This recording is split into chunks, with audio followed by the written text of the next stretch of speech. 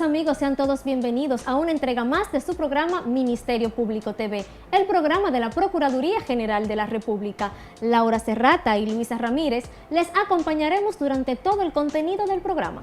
Así es, Luisa. Saludos amigos. De inmediato les invitamos a que conozcan el contenido de esta semana de su programa Ministerio Público TV. Hoy en tu programa Ministerio Público TV tendremos la declaración oficial de Jan Rodríguez, Procurador General de la República, sobre el caso de corrupción Los Tres Brazos. Estará con nosotros la magistrada Dulce Luciano, encargada de la Unidad de Prevención y Persecución del Contrabando y Tráfico de Bienes Culturales. El contrabando es un delito y donde quiera que haya un delito penal, ahí entra el Ministerio Público. Con ella conversaremos sobre la persecución del contrabando y tráfico ilícito de bienes culturales. Empleados de la Procuraduría General de la República nos comparten sus experiencias como padres en su día. En nuestra cápsula de la semana, conocerás sobre el Día Mundial contra la Trata. En nuestro segmento ¿Sabías qué? Sabrás qué es la Procuraduría Especializada contra Trata y Tráfico Ilícito de Inmigrantes.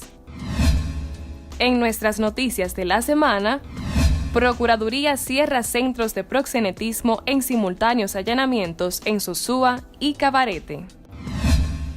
De esta forma inicia su programa Ministerio Público TV.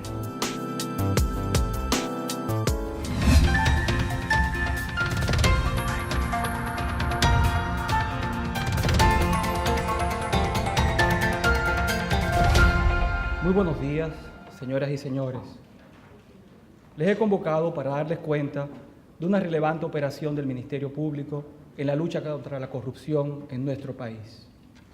Se trata de las investigaciones sobre la venta irregular de los terrenos del sector Los Tres Brazos. En el año 1916 salió a la luz pública que la Corporación Dominicana de Empresas Estatales, CORDE, había vendido a una empresa privada 3 parcelas de suelo público correspondientes al sector Los Tres Brazos por la mísera suma de 80 millones de pesos, un monto ridículo si tenemos en cuenta que se trataba de más de 1 millón de metros cuadrados donde existían 17.300 viviendas y casi 63.000 habitantes, además de servicios estatales básicos.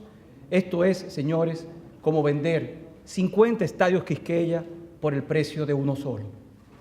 La empresa que compró las 3 parcelas fue Inversiones Fernández Parache y Asociados, Infepa. Posteriormente, esa misma empresa vendió parte de los terrenos a otra compañía llamada Titulatec. En esa transacción, los mismos inmuebles que habían sido adquiridos por los ya pocos 80 millones de pesos del Estado, pues fueron entonces valorados esta vez por 200 millones de pesos, todavía muy lejos del precio real.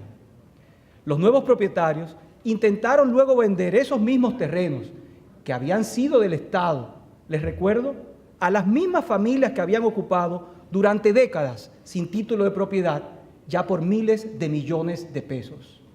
La operación, que se hizo en silencio y secreto, pues permitía presumir seriamente que se trataba de un caso gravísimo de corrupción que perjudicaba a los ciudadanos y ciudadanas de los terrenos y a todos los intereses del Estado.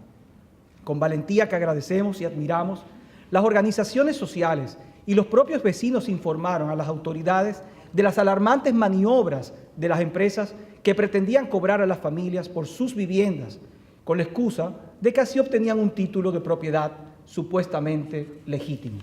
Frente a la gravedad de los hechos, el Ministerio Público inició una investigación muy intensa que se ha desarrollado durante meses en completo silencio y en estricta discreción, como nos caracterizamos y como corresponde a la fase preparatoria en un proceso penal. Formamos un equipo multidisciplinar con una comisión investigadora compuesta por la Dirección General de Persecución, la Procuraduría Especializada contra la Corrupción Administrativa y el Abogado del Estado. También participó un equipo de fiscales expertos en materia de corrupción y derecho inmobiliario, junto a un equipo de eficientes abogados externos, quienes comenzaron a desentrañar las maniobras dolosas que hicieron posible la venta fraudulenta de estos enormes terrenos. Como resultado de este proceso, logramos recabar más de 300 piezas documentales y otras tantas testimoniales que son fundamentales para esclarecer la secuencia de los hechos y las personas implicadas en este intento de fraude masivo. De gran importancia para nuestra investigación fue el informe preparado por la Comisión Evaluadora de la Venta de los Terrenos de los Tres Brazos, órgano creado a instancias de Poder Ejecutivo. A pesar de que teóricamente no era vinculante para el Ministerio Público, ese informe incluyó valiosos hallazgos que han sido determinantes para nuestra investigación. Permítame que dé las gracias a las varias decenas de profesionales, funcionarios y del sector privado que han contribuido en la investigación, a las y los fiscales, a los miembros de la comisión investigadora, a los miembros de la comisión evaluadora, a ellos y a todo su personal de apoyo. Le doy las gracias por contribuir con su trabajo a que avancemos en la construcción de un país más transparente y más justo. El trabajo realizado durante estos meses nos ha permitido determinar indicios serios y graves de responsabilidad penal para 11 personas, entre ellas funcionarios públicos, exfuncionarios y empresarios. De las evidencias recolectadas hasta el momento, se infiere que los individuos que enumeraremos a continuación participaron presuntamente de forma directa en la comisión de diversos actos ilícitos, entre los cuales podemos citar los tipos penales de prevaricación, abuso de jurisdicción, falsedad y uso de documentos falsos, desfalco, estafa contra el Estado y asociación de malhechores, entre otros establecidos en nuestro Código Penal. Cada caso es individual, por supuesto, y las acusaciones concretas de cada caso se sustanciarán de manera particular. Estas 11 personas son Leoncio Almanzar Objío, exdirector de CORDE; Irving José Cruz Crespo, exconsultor jurídico de CORDE; Manuel Aybar Ferrando, exgerente inmobiliario de CORDE; Rosabel Castillo Rolfort, exregistradora de títulos del Distrito Nacional y actual directora nacional de registro de títulos; Domingo Gerardo Lebrón de los Santos; los hermanos Carlos Aris Gómez Williams y Julio César Gómez Williams, principales accionistas de la entidad comercial Infepa; Juana Inés Gómez Williams, hermana de los imputados Gómez Williams y principal accionista y representante de la entidad Proyecciones Inmobiliarias GOWI; José Enrique de Paul Dominici, principal accionista y representante de la entidad comercial Titulatec, y los agrimensores Antonio Osuna Nolasco y Adonis Ruiz Mella. La presunta trama de corrupción es compleja, pero tenemos prueba de que los imputados actuaron con mala fe y de manera coordinada para estafar a miles de familias de los Tres Brazos y a la nación entera en beneficio propio.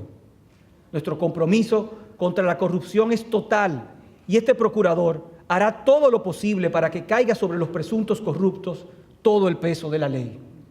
Permítanme que les explique brevemente la secuencia de los hechos, distribuyéndola en 4 etapas para mayor comprensión.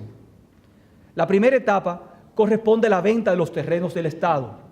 En ella, el exdirector de CORDE, Leoncio Almanzar Objío, y los exfuncionarios Irving José Cruz Crespo y Manuel Aybar Ferrando se confabularon junto a la imputada Juana Inés Gómez Williams de la empresa inmobiliaria intermediaria Proyecciones Inmobiliarias GOWI para vender los terrenos públicos de los Tres Brazos, terrenos que no le pertenecían y que son de los habitantes de los Tres Brazos y todos los dominicanos, pero en particular del Estado dominicano.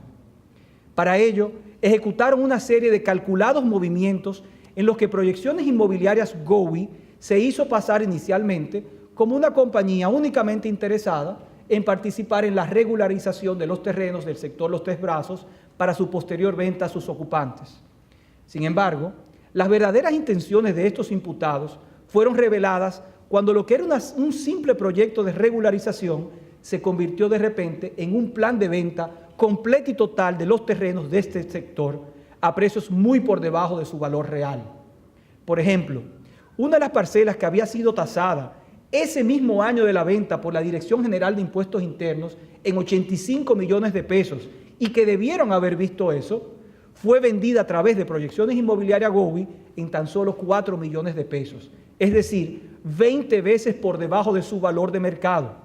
Si el metro cuadrado estaba tasado en 450 pesos, ellos lo vendieron por el ridículo precio de 21 pesos y no 450. Pero eso no fue todo.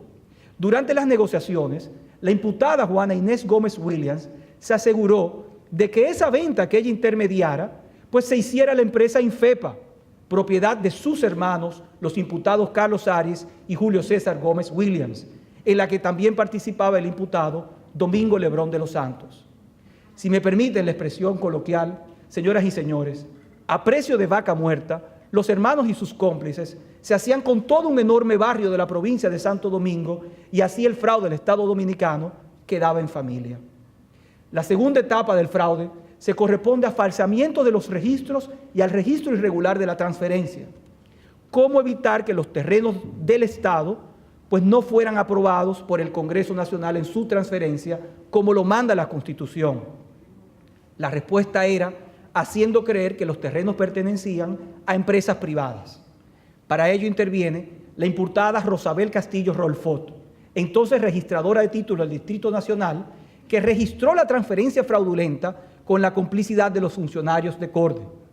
Esta imputada jugó un papel fundamental en la materialización del fraude contra el Estado que hoy explicamos a la nación. Como registradora de títulos, Rosabel Castillo tenía la obligación de investigar el estado jurídico de las parcelas del sector Los Tres Brazos antes de aprobar su transferencia. Pero la imputada omitió la realización de esa gestión muy básica de su gestión. Hizo esto de manera intencional para desconocer un hecho clave en la historia. De estos inmuebles, estos terrenos no eran privados, ya que en el año 1976 las parcelas 153A1 y 153A2 del sector Los Tres Brazos ya habían sido declaradas de utilidad pública mediante un decreto que se encontraba debidamente inscrito en el registro de títulos que ella coordinaba. Una simple búsqueda registral hubiera revelado la condición inequívoca de que esos terrenos eran bienes del Estado Dominicano y no bienes privados, confirmando que efectivamente su venta debía ser aprobada previamente por el Congreso Nacional. Sin embargo, la imputada Rosabel Castillo hizo caso omiso a la obligación.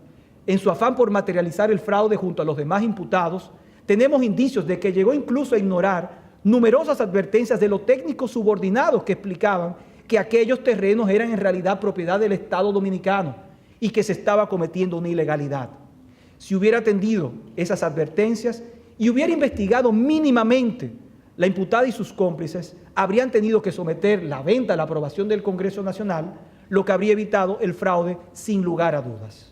La tercera etapa de esa trama contra el Estado Dominicano se desarrolló durante el proceso de deslinde y subdivisión de los terrenos de la parcela 153A2.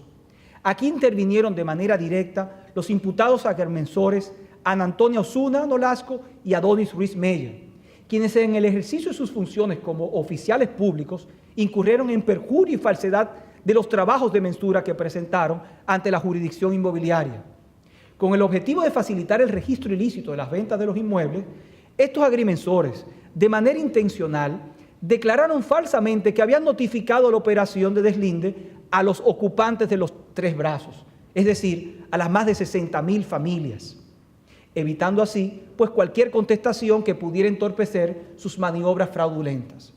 Además, los imputados Ana Antonio Osuna Nolasco y Adonis Ruiz Meyer obviaron mencionar en sus trabajos de mensura el pequeño detalle de la existencia amplia de una infraestructura social estatal que incluía hasta una escuela pública, un destacamento policial, entre otros, con la clara intención de ocultar la verdad, que esos terrenos no eran de empresas privadas, sino del Estado Dominicano.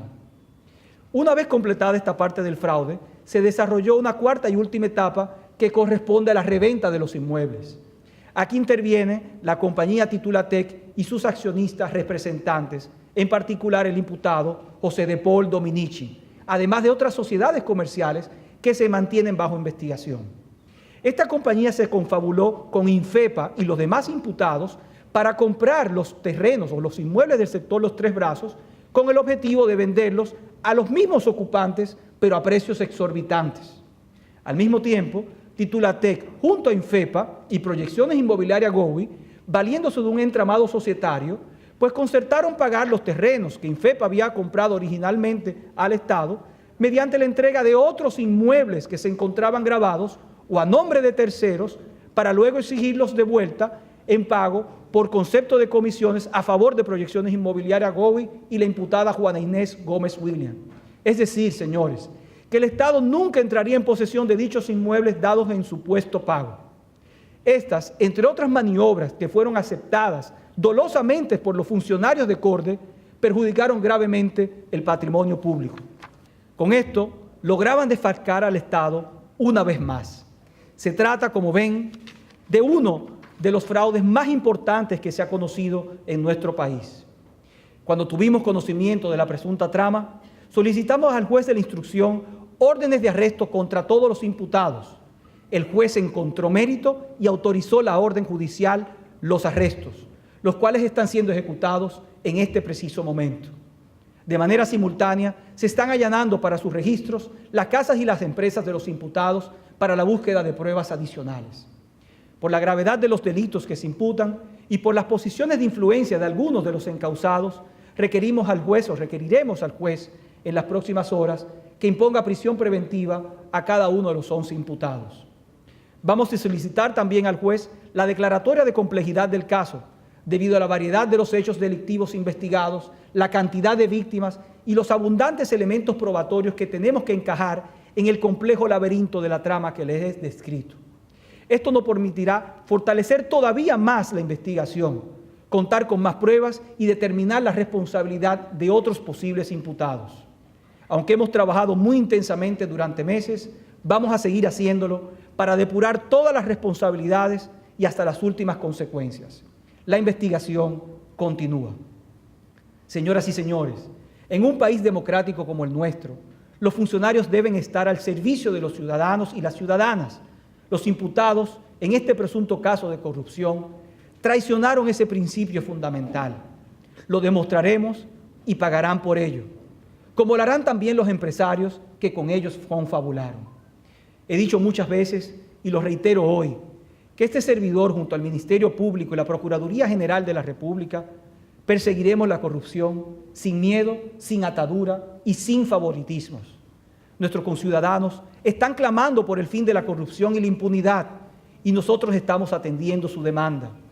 Llegó hoy la hora de los tres brazos y seguiremos con cada caso que se nos presente. Les pido a ustedes, señoras y señores, de los medios de comunicación, que estén atentos, porque desempeñan ustedes un papel fundamental en la lucha contra la corrupción. Y le pido a mis compatriotas dominicanos, a todos y a todas, cada cual desde su posición, que nos acompañen en la batalla, que denuncien, que no toleren la corrupción ni el clientelismo en ninguna de sus formas, que no se cansen ni se rindan. La inmensa mayoría de las dominicanas y los dominicanos somos ciudadanos honrados, hombres y mujeres de bien, y vamos a ganarle la batalla a todos los corruptos. Cuentan conmigo y con mi firme compromiso, tolerancia cero a la corrupción, trabajo sin descanso por la transparencia. Descubriremos la maniobra y resistiremos las presiones. Yo no me canso ni me rindo, como sé que no lo harán los cientos de funcionarios que trabajan conmigo. Les reitero hoy, con la firme convicción de quien cumple con su palabra, que en este caso nadie quedará impune, que todo aquel, sea quien sea, que haya infringido la ley, tendrá que enfrentar las consecuencias, que resistiremos juntos los ataques, las calumnias, las maniobras de confusión. Que no voy a negociar ni empeñar mi palabra a cambio de nada, porque mi dignidad y el sentido del honor de todos los hombres y mujeres que me acompañan en el Ministerio Público no pueden verse comprometidos por unos pocos corruptos. Los que queremos un país mejor somos más y más fuertes que quienes lo traicionan. Creo en nuestra nación y creo en la voluntad de su gente. Igual que en otros casos, seguiremos trabajando sin miedo y sin tregua hasta llevar a la justicia a cada uno de los responsables de este fraude. El Estado Dominicano y la familia del sector Los Tres Brazos pueden estar seguros de ello. Muchas gracias.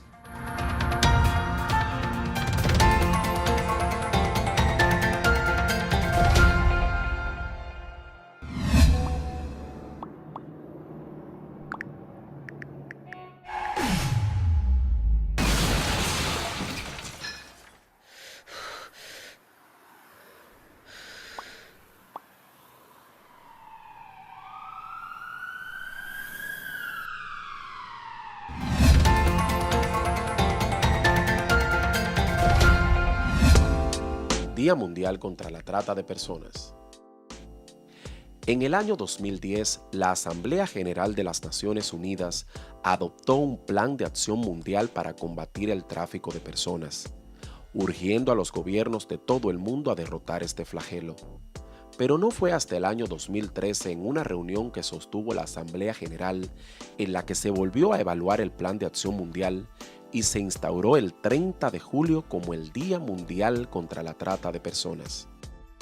Los Estados miembros de la Asamblea General de las Naciones Unidas adoptaron una resolución en la que se señala que este día es necesario para concienciar sobre la situación de las víctimas del tráfico humano y para promocionar y proteger sus derechos. La trata de personas es un delito que explota a mujeres, niños y hombres con muchos propósitos, incluyendo el trabajo forzoso y sexual. La Organización Internacional del Trabajo calcula que casi 21 millones de personas en todo el mundo son víctimas de este delito. Este año, el Día Mundial contra la Trata de Personas tiene como lema: asiste y protege a las víctimas de la trata.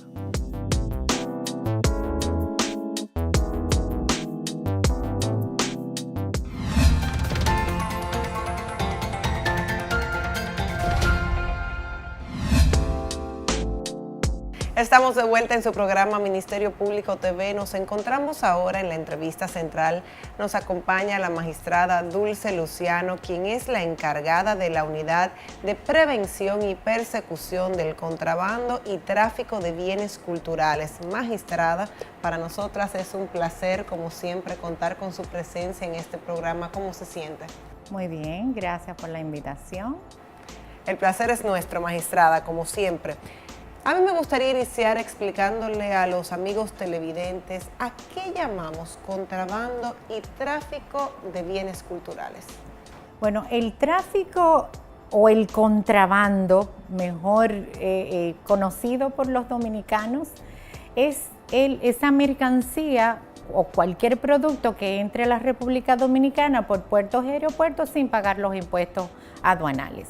Entonces ahí se convierte en contrabando, aunque tenemos ahora un nuevo tipo penal que es esa declaración de la del dinero, que muchas veces se confunde con el tema de una mercancía. Para nosotros como Ministerio Público el dinero no es una mercancía, pero que por tradición la aduana nuestra ha manejado el tema del dinero como una mercancía. Entonces ahora la gente está un poco confundida con el tema. ¿Qué es el dinero? ¿Es un contrabando o es el producto ilícito de una actividad delictual que se constituye en un lavado de activos? Y entonces ahí estamos nosotros trabajando ese tema. Okay. ¿Y cuál sería la función que tiene esta dirección que usted dirige, magistrada? Bueno, esta unidad, como ustedes saben, la ley 3489, que es del año 1953, tiene unos manejos muy particulares donde el oficial de aduana tenía una competencia y sigue teniendo una competencia muy especial para el tema aduanal. Entonces, ¿por qué entramos el Ministerio Público? Bueno, porque el contrabando es un delito y donde quiera que haya un delito penal, ahí entra el Ministerio Público. Entonces fue creada la unidad para ese tipo penal, tanto para la prevención como para la persecución del contrabando, y dentro de sus funciones está el perseguir, el tratar de prevenir el delito, de informar a la sociedad, de ver cómo nosotros combatimos este delito. ¿Por qué? Porque muchas veces veíamos nosotros que ese delito nunca se judicializaba. Por primera vez en la creación de esta administración del nuevo procurador que crea esta unidad, tenemos nosotros por primera vez una medida de coerción de prisión. Y no es que uno se sienta feliz con medida de coerción, pero cuando usted ve un delito que desde el año 1953 estaba sancionado en una ley y que nunca nadie había ido preso por un delito que se comete con una frecuencia abismal, entonces era de preocupación. Pero en ese mismo sentido, Dulce, a mí me gustaría saber, tú mismo has dicho que es un delito que tiene muchos años cometiéndose en nuestro país y que efectivamente no se le había dado la importancia, por así decirlo, de perseguir este delito y mejor aún de prevenirlo. ¿Cómo surge la idea de crear esta unidad? Bueno, creo que una medida de ser transparente, una medida de nosotros como país, reunió a las autoridades y el magistrado procurador general de la República, Jean Alain, junto al director de aduanas, entendieron la necesidad de crear una unidad dentro de la aduana, del Ministerio Público, pero adscrita a aduana para trabajar todos estos temas. ¿Por qué? Porque ya no podíamos seguir nosotros dándole de lado a un delito que el Estado deja de percibir mucho dinero, pero además nosotros somos miembros de transparencia, el Foro Global de Transparencia, y entonces tenemos que ser transparentes. Una manera de uno ser transparente es cobrando los impuestos y no permitiendo que el delito siga adelante como que no hay una autoridad. Y entonces, basado en eso, pues tanto el procurador como el director de aduanas se juntan y deciden tener una unidad propia ya en aduanas para el tema del contrabando y el tráfico ilícito de bienes culturales. ¿Sabes qué me llama la atención muy poderosamente que mencionas que desde tantos años, a pesar de que se generaban tantos delitos y la violación de la ley no se perseguía? Ahora, Dulce, dinos, ¿cuáles son los casos más frecuentes que están llegando a tu unidad? Bueno, como ustedes han visto en el periódico, mucho dinero. En los últimos 2 años que tiene la unidad de creada en aduana, hemos visto cómo han entrado sin declarar mercancía alrededor de $2 millones. Eso es lo que uno ha podido detectar. Imaginémonos lo que la autoridad no puede encontrar. Pero además la cantidad de armas. Yo traje esto para mostrarle. Esto solo es armas de fuego que entraron al país, municiones, máquinas de cómo hacer esas municiones entraron de contrabando al país. Entonces, ¿qué hacemos nosotros? Incautarlas. Pero también sabemos que hay unos números que se manejan en opacidad que uno no los controla, porque entrarían incluso, como tenemos mar, pueden entrar de otra manera que uno no controla. Entonces, solamente ahí tenemos lo que hemos controlado en 2 años. Si eso ha ocurrido y lo multiplicamos por los 50, desde 1953, imaginémonos. ¿Cómo impacta el que nosotros no teníamos el control de la cantidad de armas que entraba al país? Bueno, impacta, como ustedes saben, en las evaluaciones que nosotros siempre nos hacen los organismos internacionales. ¿Por qué? Porque el terrorismo es un tema serio para el mundo. Pero ¿qué dice el terrorismo? Que esas armas que entran a los estados sin control, hay problema. Entonces era necesario, obligatorio, y fue muy sabio de las autoridades, del procurador, tener esa unidad dentro de aduana, porque eso, aparte de dar una transparencia a la gestión que hacemos, también controla un tema que es neurálgico. ¿Por qué? Porque armas entrando a un estado sin control, claro, nosotros sabemos que solo las autoridades tienen licencia para que entre las armas, pero cuando entra de contrabando lo puede entrar cualquier persona. Y si esas armas no son detectadas a tiempo, van a ir a cualquier lado. Entonces, eso nosotros tenemos que controlarlo. Nosotros tenemos que saber las estadísticas de cuánto entra, cuánto sale, en manos de quién está. ¿Por qué? Porque cuando entran de contrabando no entran a través del Estado, de los organismos que el Estado tiene previsto. Precisamente para ustedes poder tener esa estadística, ¿trabajan de la mano con otras instituciones, tomando en cuenta que tú mismo has dicho, Dulce, que el contrabando entra por distintas partes, por el mar, por el aire?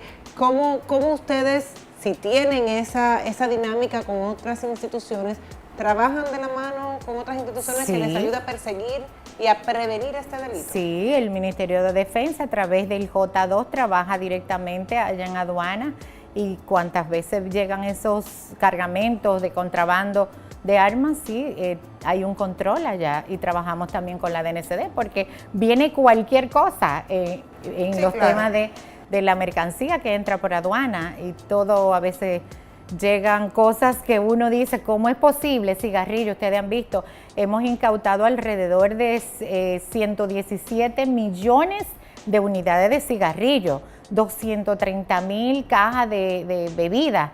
Entonces, toda esa bebida que entra y todo ese dinero que deja de percibir el Estado Dominicano a través del contrabando es de suma importancia tomarlo en consideración. ¿Por qué? Porque hay alguien que se está enriqueciendo ilícitamente, pero que ya el contrabando no es un puro delito de sanción de 2 años a 5 años, es un delito grave, es un delito como la droga. Y si es así, así debemos tratarlo. Claro.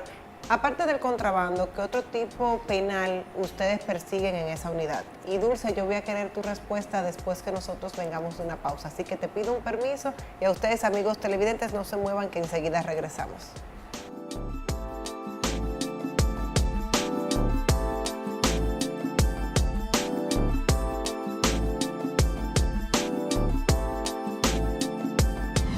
Cada mujer víctima de feminicidios es una pérdida profunda para un ser querido, para alguien que la necesita. Ella es irreemplazable, la perdemos todos. No es una opción ignorar esta crisis que afecta a la sociedad dominicana. Alcanzar una solución es una meta de todos, ni una sola víctima. Únete, actúa, denuncia. Luchemos hasta eliminar la violencia contra la mujer.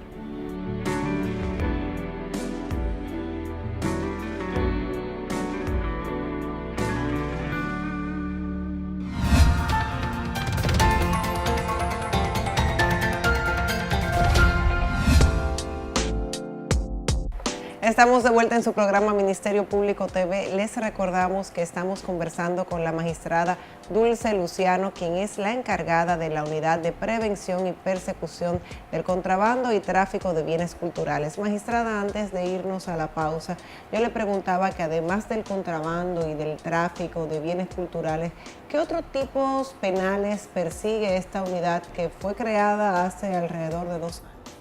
Bueno, en principio trabajamos con el contrabando. Dentro del contrabando, entonces nos encontramos, como le dije anteriormente, con esas armas, que ya hay una unidad especializada para trabajar con ellas, pero también podemos encontrar droga, podemos encontrar dinero, o sea, son delitos que entran dentro de un contrabando, pero que son manejados por otras unidades. Ahí tenemos el tráfico ilícito de bienes culturales. ¿Cuáles son esos bienes de mucha importancia que son a veces sustraídos en otras latitudes y entran a la República Dominicana, incluso pagan impuestos muchas veces, pero que han sido o compradas o sustraídas en otros lugares? Los bienes culturales tienen para la criminalidad organizada una importancia trascendental. ¿Por qué? Porque son bienes con valores en abstracto muchas veces para nosotros. ¿Por qué? Porque, por ejemplo, un Picasso, ¿cuánto vale? Eso depende del valor del mercado y va a depender de en cuánto se compró en la última subasta, pero que son informaciones que se tienen muy restringidas para el público que trabaja con ellos. Otra, diría yo, situación que se nos presenta a nosotros es que nosotros los fiscales no nos manejamos en ese mundo de esos valores o el mundo de cuánto cuesta una obra. Entonces ahora estamos incursionando en eso, en ver cuál es el valor. ¿Por qué? Porque la criminalidad utiliza eso para no, como sabe que tenemos bloqueada la entrada de dinero en efectivo, pues compro una obra valiosa y la traigo al país. Entonces ya sabemos nosotros cómo identificar de dónde viene esa obra de arte, si está prohibida, si puede entrar, y entonces, de no ser así, hacemos una repatriación de esa obra al país de donde haya venido. Yo creo que nosotros pudiéramos hacer un programa exclusivo solamente de ese tema, de las obras de arte, cómo entran al país y por qué entonces el Ministerio Público pudiera considerar que esa obra pudiese ser un contrabando o un tráfico. Pero a mí me gustaría saber, Dulce, cómo el Ministerio Público se apodera de este tipo de casos. Vamos a poner un ejemplo, o sea, por lo general todas las personas traen dinero y no lo declaran en aduanas cuando vienen de viaje de otros países. ¿Cómo el Ministerio Público toma conocimiento de estos delitos para empezar la investigación? Bueno, nosotros trabajamos con inteligencia. Como buenos investigadores tenemos inteligencia. En aduana hay un departamento que tiene inteligencia y junto al Ministerio Público pues comenzamos a procesar las informaciones. Otras veces la persona, hay una información de que la persona va a traer dinero, otras veces aleatoria y otras veces por los rayos X. O sea, que las personas siempre van a traer dinero, pero ¿qué ocurre? ¿Cómo nosotros llegamos? Como llega la noticia criminal, sabemos que tenemos 3 maneras, que puede ser oficiosa, que puede ser a través de una querella o a través de una denuncia, o puede ser que nos llegó el caso. Entonces, cuando nos llega el caso, porque nosotros cuando vamos a los puertos a abrir los contenedores, por ejemplo, declaran tela y todo viene embarcado como que es tela, pero cuando lo abrimos hay cigarrillos, hay whisky. ¿Cómo eso ocurre? Porque hacen transbordo de mercancía, porque la cambian la mercancía y entonces si viene cigarrillo van a pagar un impuesto, pero lo que traen es otra cosa. Entonces es mejor, mejor no, para la criminalidad disfrazar, no es lo mismo si traigo tela a que si traigo cigarrillo o a que si traigo bebidas alcohólicas. Entonces ahí nosotros también podemos recibir la información directamente y ya tenemos un caso. Nos llama mucho la atención, Dulce, lo que sería la forma de cómo se toma el conocimiento a través de las vías que has mencionado. Ahora bien, ¿cuáles serán las pruebas para que todas las personas que nos están ahora mismo sintonizando sepan con qué pruebas necesita el Ministerio Público constar para poder tener y elaborar un proceso acusatorio y llevarlo y traducir a una medida de coerción que ya tu departamento tiene? Bueno, en el tema de aduana hay unos documentos importantes que nosotros ya nos hemos familiarizado con ellos, que es el DUA, el BL o Bill of Lading. Son documentos que el importador tiene que llenar aún la mercancía no haya llegado. Por ejemplo, cuando el importador compra una mercancía para traerla al país, tiene que hacer un contrato de seguro, un contrato de flete o un contrato para el transporte de la mercancía. Toda esa información tiene que suministrarla a aduana a través del sistema electrónico y a través de unos formularios ya diseñados por aduana. Todos esos documentos hacen prueba para nosotros. ¿Por qué? Porque es el importador que está diciendo, por ejemplo, que va a traer tela y que se acogió a un régimen especial, en este caso despacho a consumo. Entonces, si ya usted está haciendo una declaración de que usted va a traer eso y eso queda de manera electrónica desde su computador hacia el computador de aduana, pues usted mismo ha dicho lo que usted va a traer. Resulta que cuando llega la mercancía al país no es eso. Dígame entonces, ya ahí tenemos una prueba y por ahí comenzamos nosotros y obviamente nosotros todo el proceso lo hacemos de manera legal, todas las órdenes que necesitamos, aunque aduana tiene la facultad de cuando se trata de comercios abiertos al público puede entrar sin Ministerio Público, pero siempre cuando se trata de el domicilio o se trata de lugares cerrados, nosotros entonces actuamos y trabajamos de la mano con aduana. O sea, los casos están de alguna manera siendo protegida la parte procesal y todas las pruebas, incluso, ya le digo, tenemos 3 medidas de coerción, una en la provincia, una en Santo Domingo Este y una en Dajabón.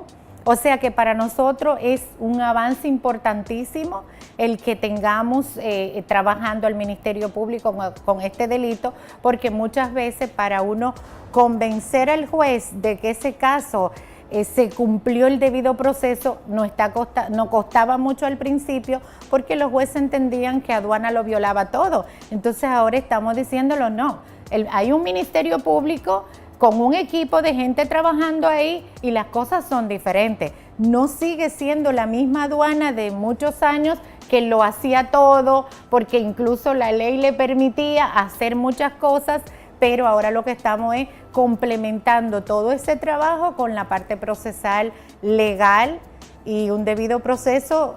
Precisamente para eso, para ustedes obtener buenos casos y buenas pruebas para sustentarlo. Pero yo creo que lo más importante de todo esto, Dulce, aparte de que ustedes han conseguido medidas de coerción, es decir, cuáles son las penas que impone esta ley a las personas que cometen este tipo de delitos. Bueno, en principio, como le dije, teníamos una sanción muy pequeña.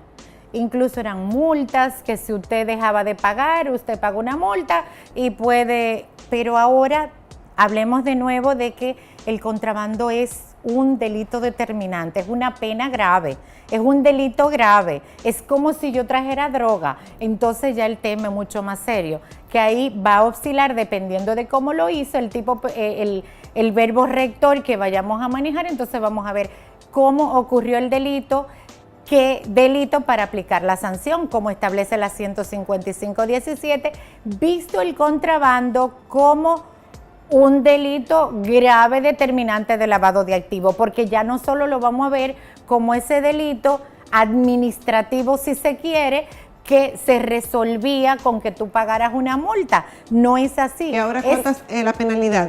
¿De la penalidad de 5 a 20 va, okay, de 3 a 20, o sea, va a oscilar dependiendo de cómo se cometió el delito. No una simple multa, hay prisión. Por ejemplo, cuando se detecta una persona en el aeropuerto con más de $10,000 sin haberlo declarado, ahí la prisión es de 6 meses a 1 año de prisión. Pero ¿qué ocurre con ese delito? Y además el decomiso del dinero. Pero que entonces, ¿qué ocurría en aduana anteriormente? Que si yo probaba que ese dinero lo obtuve de manera lícita con mi trabajo, pago la multa y ahí quedó todo, pero no es así. ¿Por qué? Porque aquí el delito es el encubrimiento. ¿Por qué tú no hiciste la declaración? Porque tú quieres encubrir que tú estás traficando con dinero. Entonces, ¿qué dice la ley? Que hay una flagrancia. Si hay una flagrancia, tú no me puedes entregar a mí solo el dinero incautado, me tiene que entregar inmediatamente la persona. Y en ese proceso ahora mismo estamos con aduana de que al ser un delito flagrante, porque tú detienes a la persona cometiendo el ilícito, entonces tráemelo junto con el dinero. ¿Qué vamos a hacer con el dinero? Un tema que la ley lo trata muy bien, pero por cuestiones de cuidado, ahora lo que estamos haciendo es recibiendo el proceso y al imputado que me lo entreguen y entonces el dinero que se ha depositado en la cuenta tal como han acordado. Y haces el proceso dentro de lo que es nuestra área penal. Pero me llama la atención, Dulce, ¿cómo perjudica al Estado Dominicano la comisión de todos los delitos que tú nos has mencionado? Muchísimo perjudica. Primero, el Estado deja de percibir impuestos y es un Estado que prácticamente programa todas sus actividades dependiendo de los recursos que recaude. Entonces, pero otra cosa importante es que viene un competidor desleal y puede de alguna manera hacer que esas personas que ya pagan sus impuestos, que tienen un costo de mercancía, se vayan a la quiebra. O sea que impacta negativamente en todos los aspectos. Por lo que nosotros en el tema de prevención damos capacitación para hacer conciencia, porque muchas veces usted dice, bueno, yo me voy a comprar un tenis de buena marca.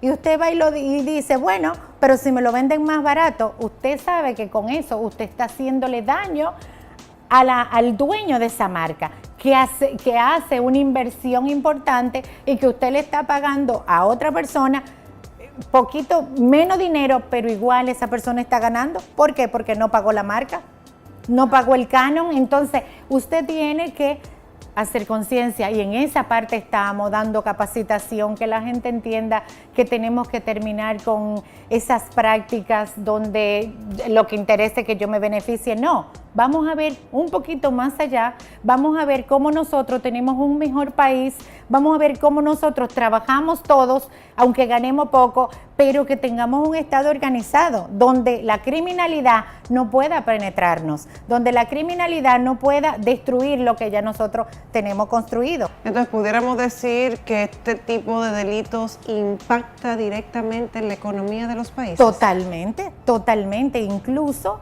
no solamente a la economía nuestra, a la economía de las regiones con las que nosotros tenemos convenios, a las economías del mundo. ¿Por qué? Porque es que el contrabandista es un delincuente, es una persona que se está beneficiando de lo que nos correspondería a todos. ¿Por qué? Porque como dijo, si los estados programan sus actividades de desarrollo en base a las recaudaciones del estado y hay 5 o 6 o 1 contrabandeando y beneficiándose solo, está impidiendo que esos impuestos que él paga le lleguen a los otros, a los demás. Entonces impacta a la economía en todos los sentidos. Dulce, como siempre, para nosotras es un placer compartir contigo y que hayamos hablado de un tema tan interesante para la sociedad es todavía mucho mejor. Así que muchísimas gracias como siempre por estar con nosotros y a ustedes, amigos televidentes, continúen con nosotros que aún queda más contenido de su programa Ministerio Público TV.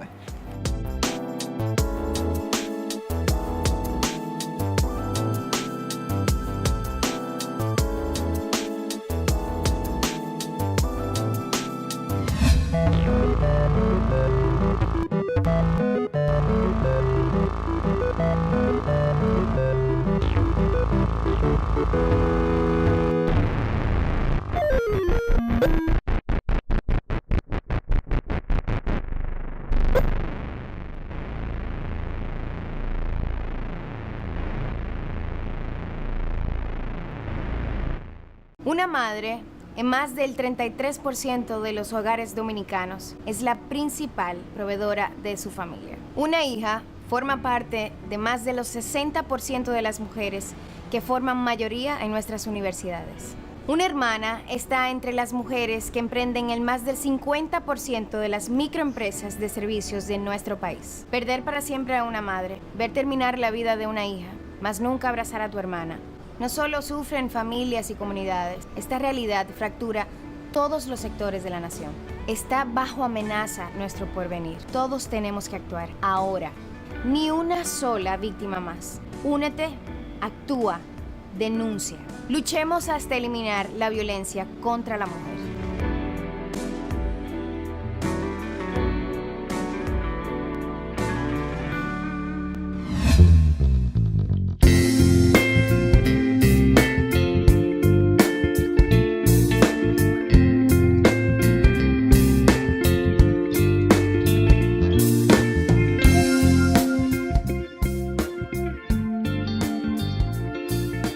Cuando me enteré que iba a ser padre por primera vez. La primera vez fue una sorpresa. No, yo feliz, yo la cargué a mi esposa, feliz. Un sentimiento que embarga. Yo tenía 19 años de edad.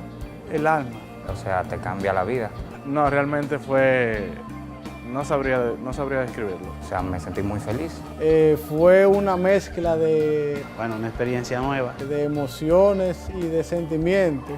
Era un para allí para acá, estaba nervioso. Nunca te programan, nunca te enseñan qué es lo que tú debes sentir en ese momento. Con palabras, muchas veces uno no puede describir ese sentimiento. Pero después que llegan es una dicha. Se madura mucho. Pero sí uno siente esa plenitud. Más responsabilidad.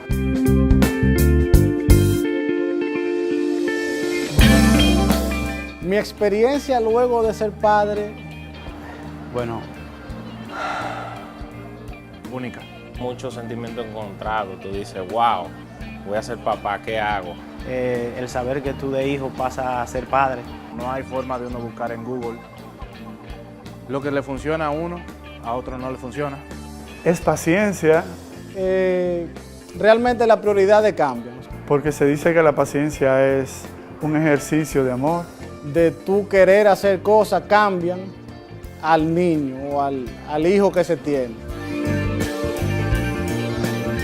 El hecho de ser papá cambia. Bueno, una experiencia nueva. Hay mayores responsabilidades, se madura. Salir a compartir con los muchachos implica un gasto de dinero que se traduce en latas de leche, cajas de pañales. Me hizo ser una persona más responsable. Hay que guayar la yuca. Un hijo le cambia todo a uno. ¿Cómo decirlo? Ya uno no tiene vergüenza después que tiene un hijo. Porque ahí andaba yo con mi carterita rosada bajo el brazo y la muchacha del otro lado porque ella quería que yo anduviera con su carterita de princesa. Bueno, a mí me gusta, o sea, cuando mi niña me dice, llegó mi papi. De las cosas favoritas de ser papá, Ese momento cuando yo llego y ¡papi! Y se me tiran encima. para cualquier cosa, ellos siempre me llaman, me consultan, me preguntan. Tu niño se preocupe por ti.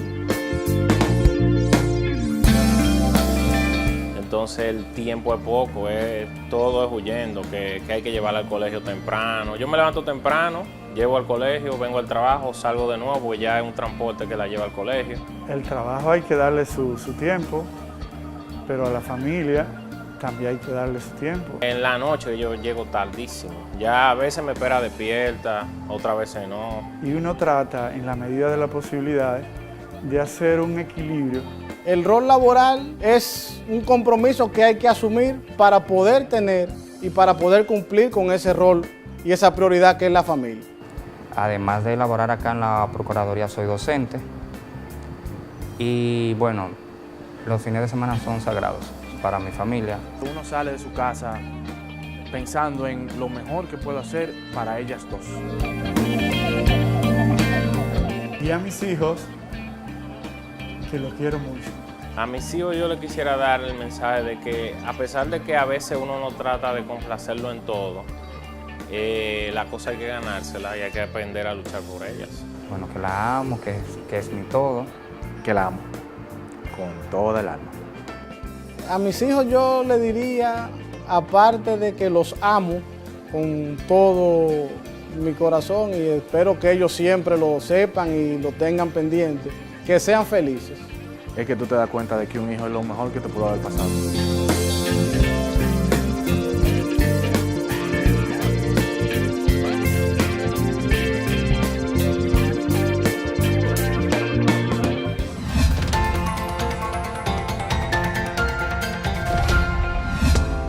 El Procurador General de la República, Jan Rodríguez, dirigió el pasado fin de semana un amplio operativo de forma simultánea en los municipios de Sosúa y Cabarete, provincia Puerto Plata, que incluyó 10 allanamientos a centros vinculados al proxenetismo. Fruto de los allanamientos, fueron rescatadas 70 mujeres dominicanas y cerrados 2 centros de esta significativa práctica de proselitismo, logrando arrestar una pareja de esposos propietarios de dichos establecimientos, además de varios empleados para fines de investigación. Los negocios clausurados son el restaurante Bar Picaflor y Bar-Restaurante Barrio Latino, localizados ambos en los municipios de Sosúa y Cabarete. La acción se enmarca dentro del plan trazado por el procurador Jan Rodríguez de reforzar las labores de prevención y persecución de estos delitos de la criminalidad organizada en todo el país. Los operativos fueron realizados atendiendo a demandas de la sociedad expuestas directamente al procurador Jan Rodríguez en los encuentros comunitarios que ha desarrollado a nivel nacional. El operativo contó con la coordinación de la Procuraduría Especializada contra el Tráfico Ilícito de Migrantes y Trata de Personas, la Fiscalía de Puerto Plata en conjunto con otras instituciones como el Ministerio de Defensa, el Cuerpo Especializado de Seguridad Turística SESTUR, agentes de la Unidad de Investigaciones Criminales y miembros del Ejército Nacional.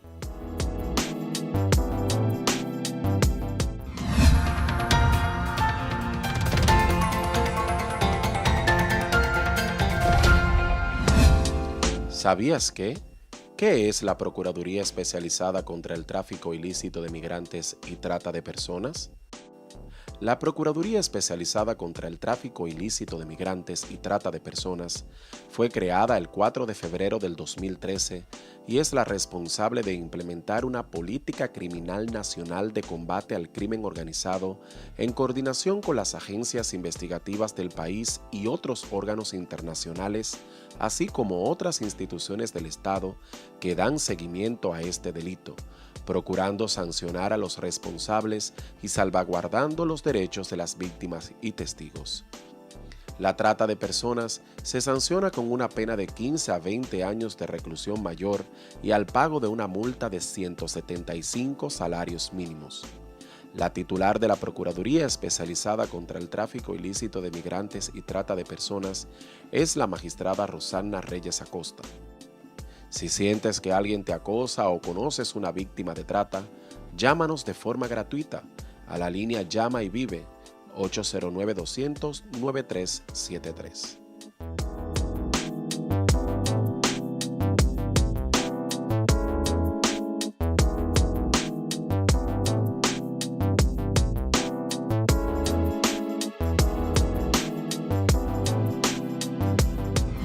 Cuando nuestra gente se junta, la alegría se nota desde lejos. Nunca falta el chiste o el cuento que arma el coro donde quiera.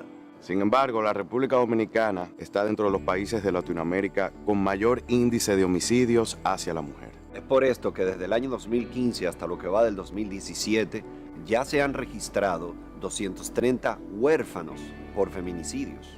Solo entre el 2016 y el 2017 se han cometido más de 160 feminicidios, la mayoría por parejas o exparejas. Esto es serio. Estamos perdiendo nuestro espíritu como nación. Nuestra sociedad está en peligro. Así como reímos juntos, tenemos que actuar juntos para lograr el cambio juntos. Ni una sola víctima. Únete. Actúa. Denuncia. Luchemos hasta eliminar la violencia contra la mujer.